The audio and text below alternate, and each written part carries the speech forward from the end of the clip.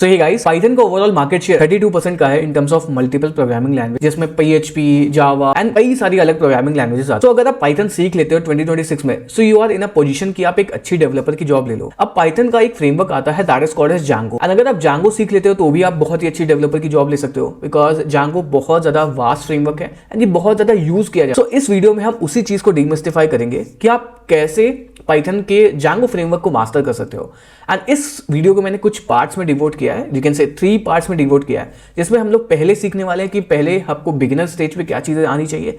Second, अगर आप beginner से नेक्स्ट लेवल पे आ चुके हो उस स्टेज पे आपको क्या आना चाहिए। एंड थर्ड, अगर आप एक एडवांस लेवल पे जा चुके हो उस जगह पे आपको क्या आना चाहिए। एंड एंड में आपको एक मैं रिसोर्स भी बताने वाला हूं जहां से आप बहुत ही अच्छा जांगो सीख सकते हो। So welcome to the channel. अगर आप मेरे को नहीं जानते हो, so my name is Abhijeet. I have been in this industry around like 5 years। मैंने बहुत सारे स्टार्टअप्स के साथ में, एंटरप्राइज के साथ में काम किया है, and I also work as a freelancer. And for last 4 years, I have been running this channel. So this is a short description about me. And without wasting time, let's jump directly into the video part. So first of all, अगर हम Python programming language की बात करते हैं या फिर किसी भी Django प्रोग्रामिंग लैंग्वेज की बात करते हैं या फिर Django फ्रेमवर्क की बात करते हैं, सॉरी लाइक मैंने Django प्रोग्रामिंग लैंग्वेज बोल दिया, Django फ्रेमवर्क की बात करते हैं या किसी भी फ्रेमवर्क की बात करते हैं, तो सबसे पहले जो बेसिक फंडामेंटल आता है that is called as programming language. ठीक है। सो अगर आपको यहाँ पे प्रोग्रामिंग लैंग्वेज नहीं आती है तो आप बहुत ही गलत उसमें हो गए। तो सबसे पहले तो आपको प्रोग्रामिंग लैंग्वेज आनी चाहिए। प्रोग्रामिंग लैंग्वेज में सबसे पहले आपके पास में आनी चाहिए पाइथन।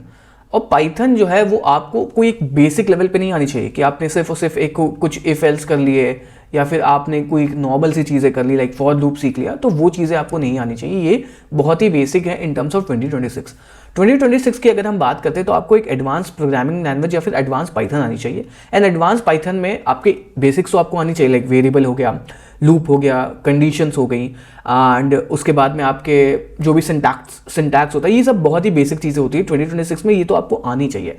इसके साथ साथ में आपको जो आनी चाहिए वो होता है थ्रेड, बिकॉज थ्रेड का बहुत ज़्यादा यूज होता है।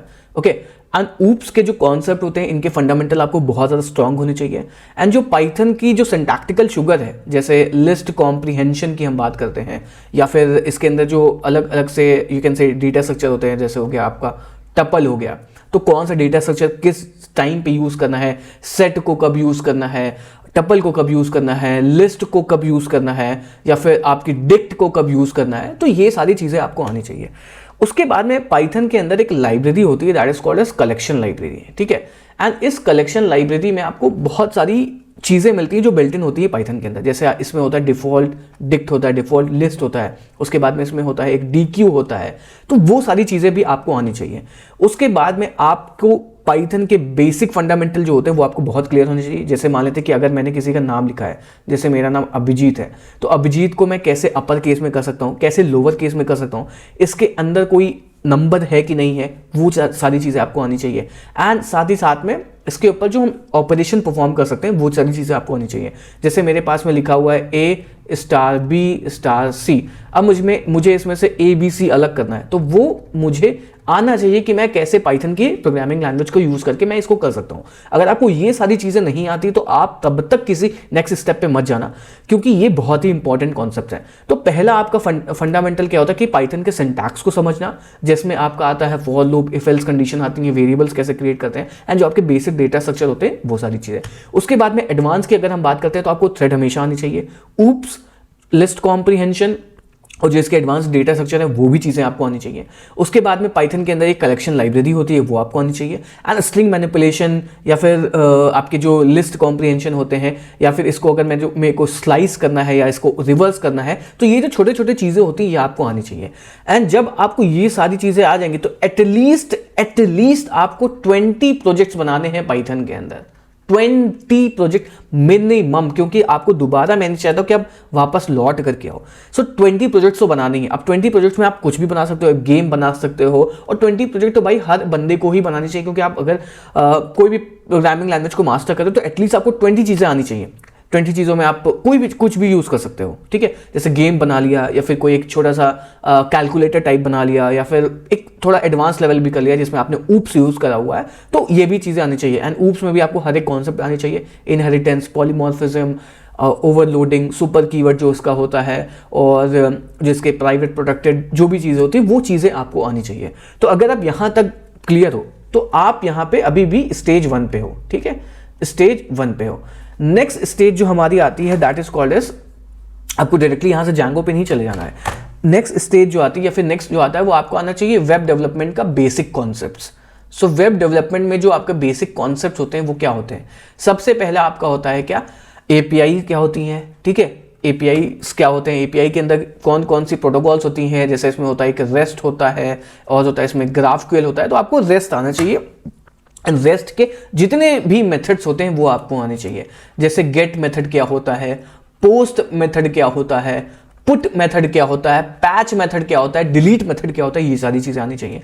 HTTP आना चाहिए, ठीक है, HTTPS होना चाहिए। उसके बाद में सर्वर क्या होता है, क्लाइंट क्या होता है, और जो आपका बेसिक फंडामेंटल होता है वो सारी चीज़ें आनी चाहिए। तो अगर आपको ये सारी चीज़ें नहीं आती हैं तो फिर आप इन सबको पहले सीखो, बिकॉज अगर आप इन सबको पहले नहीं सीखोगे तो हो सकता है कि आपको आगे जाकर के प्रॉब्लम हो जाए। अगर आपको प्रॉब्लम नहीं करना है तो फिर आप इन सब चीज़ों को सीख लो। जेसॉन क्या होता है, कुकीज़ क्या होती हैं, हैंडशेकिंग कैसे होती है, तो वो सारी चीज़ें भी आपको यहाँ पे आनी चाहिए, ठीक है। तो अभी जो है वो आप स्टेज 1 ही पे हो अगर आपको इतना आता है। नेक्स्ट जो स्टेज आती है that is called as stage 2। तो ये आपका स्टेज 1 में आ गया। अब स्टेज 2 में आपकी 2 चीजें डिवाइड होती हैं। पहला आपका होता है कि आपको कोई भी फ्रेमवर्क सीखने से पहले आपको किसी भी, अगर आप बैकएंड डेवलपर भी बनना चाहते हो तो भी आपको ये HTML CSS तो आना ही आना चाहिए। अब बहुत सारे लोग होते हैं कि भाई मैं तो बैकएंड डेवलपर बनना चाहता हूं तो मैं HTML CSS क्यों सीखूं? भाई आपको HTML CSS तो सीखना ही पड़ेगा अपने, अगर आप सॉफ्टवेयर इंजीनियर बनना चाहते हो। मैं ये नहीं कह रहा हूं कि आपको बहुत ही एडवांस लेवल पे यू कैन से सीखना पड़ेगा आपको HTML CSS, बट एटलीस्ट उसके फंडामेंटल आने चाहिए, क्योंकि कल को आपको जैसे पाइथन में या फिर किसी भी अलग फ्रेमवर्क में काम करना पड़ गया तो हो सकता है आपको थोड़ा बहुत HTML लिखना पड़ जाए, हो सकता है आपको थोड़ा बहुत CSS लिखना पड़ जाए, या फिर आपका फ्रंट एंड आपको API डिजाइन करनी है तो आपको ये नहीं मालूम हो कि UI कैसे रेंडर होगी, तो भाई मैं कैसे कर पाऊंगा? भले वो रिएक्ट का काम हो, भले वो किसी भी फ्रेमवर्क में यूज होता हो, बट एटलीस्ट आपको स्टेज 2 की ये सारी चीजें क्लियर होनी ही होनी चाहिए। तो स्टेज 2 में पहली जो चीज आती है that is called as HTML CSS, और थोड़ा बहुत अगर JS आता है तो ठीक है, नहीं तो नहीं भी चलेगा। HTML CSS तो आना ही आना चाहिए आपको।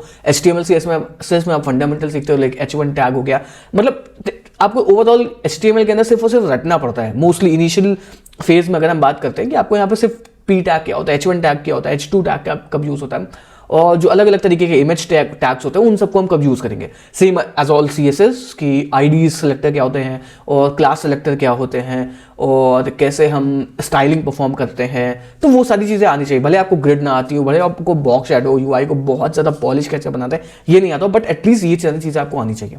जेस आप चाहो तो लर्न कर सकते हो, नहीं आता तो कोई बात नहीं, चलते हैं। स्टेज 2 में आता है नंबर जो थिंग है that is called as SQL। SQL is one of the very very important thing guys, please remember this. अगर आपको SQL नहीं आता है तो प्लीज आप किसी भी फ्रेमवर्क में मत जंप करना, किसी भी फ्रेमवर्क में मत जंप करना। I am not talking about front end, but backend में एटलीस्ट अगर आपको SQL नहीं आता है तो आप किसी भी फ्रेमवर्क में मत जाना। अपने दोस्त को भी बताना कि अगर आपको जावा पढ़ना है, स्प्रिंग भी अगर उसको सीखनी है तो SQL के सीखे बिना मत सीखे। SQL is one of the very important thing. So SQL stands for structure query language. ये it's a kind of a query language जिसमें हम लोग डेटाबेस के अंदर क्वेरी करते हैं, डेटाबेस के अंदर डेटा को इंसर्ट करवाते हैं, बुलाते हैं, अपडेट करवाते हैं, बहुत सारी अलग अलग चीजें करते हैं। तो ये सारी चीजें आपको आनी ही आनी चाहिए स्टेज 2 की। ये रही बात स्टेज 1 एंड स्टेज 2 की। अब हम बात करते हैं यहाँ पे स्टेज 3 की, that is a very critical thing जो कि यहाँ पे आती है। अब स्टेज 3 जो है वो आपकी तब स्टार्ट होंगी जब when you have learn this Django thing, ठीक है। अब हम बात करते हैं यहाँ पे Django की। तो देखो Django में सबसे पहला जो है आपको नॉर्मल जो Django होता है वो आपका MVT आर्किटेक्चर पे काम करता है। MVT stand for model view template, and इसमें आप HTML CSS को रेंडर करवाते हो और फॉर्म्स में डेटा स्टोर करवाते हो। तो Django की अगर हम बात करते हैं तो आपको Django के अंदर MVT आना चाहिए, मिडिल वेयर क्या होते हैं वो सारी चीज़ें आनी चाहिए। मिडिल वेयर के बाद में आपको ओवरऑल Django का आर्किटेक्चर कैसे काम करता है वो सारी चीज़ें आनी चाहिए। उसके बाद में सबसे इंपॉर्टेंट जो चीज़ होती है Django के अंदर that is called as ORM।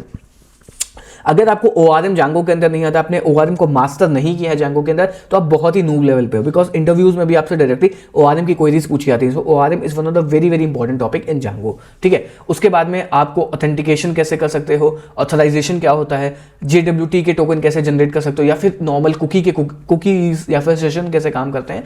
उसके बाद में आपका आता है Django का advance topic that is called as, इसके अंदर हम लोग सेलेरी कैसे यूज करते हैं और भी अलग अलग चीजें होती है।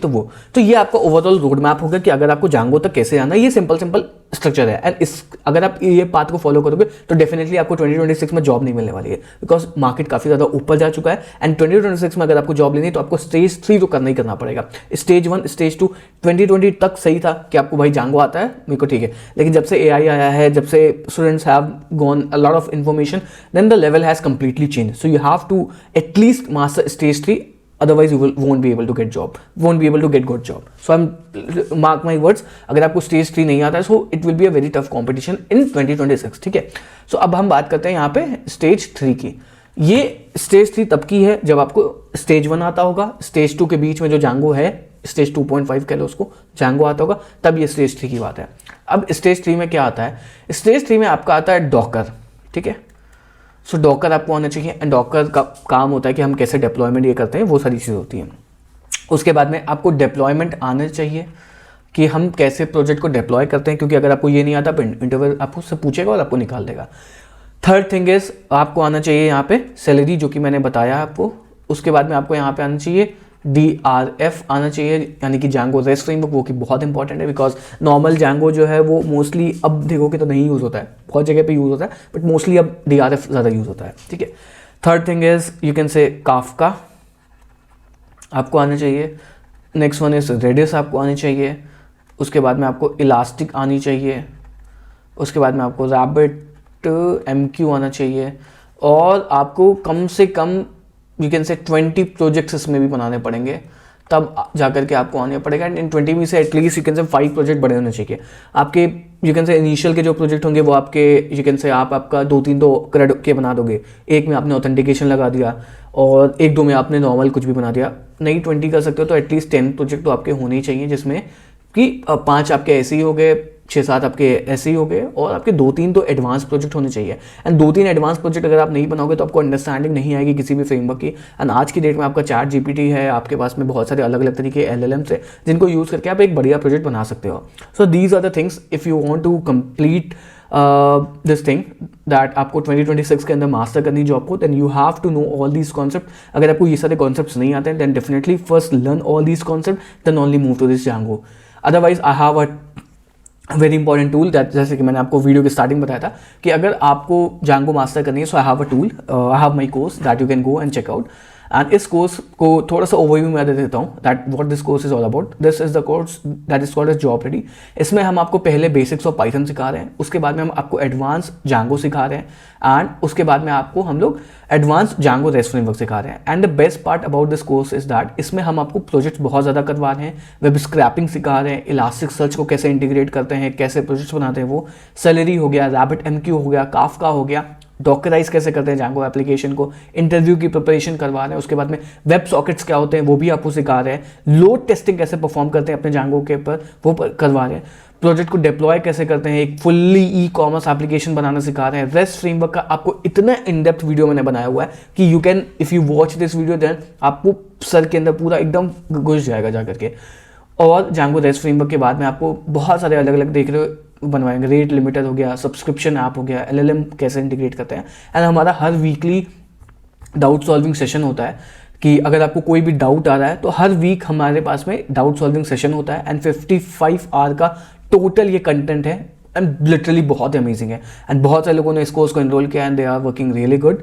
एंड हर वीकली हमारी सैटरडे को लाइव क्लासेस होती है। So if you have any doubt, कुछ भी आपके पास में प्रॉब्लम है, you can ask me directly, I am always ready to help you. So if you want this course you can check out the description, जिसमें आपको एक coupon code मिल जाएगा जिसको आप जाकर के चेकआउट कर सकते हो। So if you want the complete thing that this is the complete you can say road map to become a Django developer in 2026, there are 3 stages. First one is the basic Python, that also includes thread, oops and other parts of the Python. Second one is this web development, जिसमें आपको API के कौन कौन से methods होते हैं, HTTP, HTTPS, cookie, client, server client क्या होता है, कुकीज सेशन क्या होते हैं, ये सारी चीज़ें आपको आनी चाहिए। देन कम्स स्टेज 2.5 जिसमें आपको जांगो आना चाहिए। Then stage 3 that is very important. अगर आपको ये सारी चीज़ें 2026 में नहीं आते हैं then definitely it's very hard to find a good job. And at least ये सारी चीज़ें आपको आनी चाहिए। डॉकर हो गया, डिप्लॉयमेंट हो गया, सेलरी हो गया, DRF हो गया, काफका हो गया, रेडिस हो गया, इलास्टिक हो गया, RabbitMQ हो गया। एंड इन सारी चीज़ों को सीखने के लिए एटलीस्ट आपको 3 से 4 मंथ लग जाएंगे। इट्स एटलीस्ट 3 से 4 मंथ लग जाएंगे। तो ये आपके ऊपर डिपेंड भी करता है। सो अगर आप ज़्यादा टाइम दे सकते हो सकता है ये टाइम कम हो जाए। अगर आप कम टाइम दोगे तो हो सकता है ये 4 महीने की जगह 6 महीने भी हो सकते हैं। सो आई रिक्वेस्ट यू कि आप इस रोड मैप को फॉलो करो and definitely you can get good job in 2026। Best of luck. And if you have any doubt, then consider commenting on this video. I will definitely try to help you. And I also want from you that what sort of videos you people are looking for, so I can create those specific videos. So if you have any title in your mind, then definitely comment on this video. I will make sure that I create that videos as soon as possible. Thank you so much.